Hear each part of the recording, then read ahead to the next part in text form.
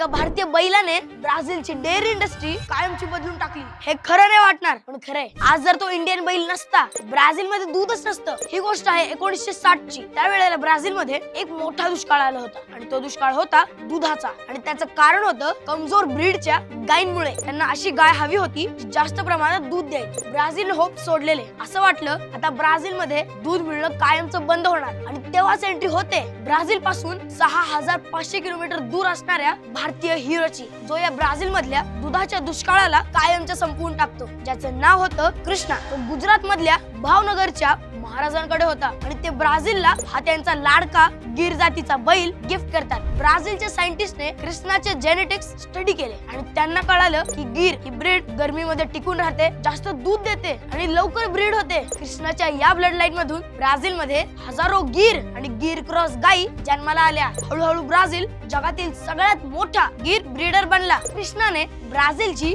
Dairy farming इतकी बदलून टाकली की आज ब्राझील जगातल्या 3ऱ्या क्रमांकाचा मिल्क प्रोड्युसर आहे. कसा विषय आपला. एका छोट्या गिफ्टने संपूर्ण ब्राझीलचं नशीबच बदलून टाकलं. यावरून काय कळतं आपल्या भारतातल्या माणसाचंच नाही जनावरांचाही विषय हार्ड आहे. चला येतो मी. तोपर्यंत फॉलो करा शार्पनर.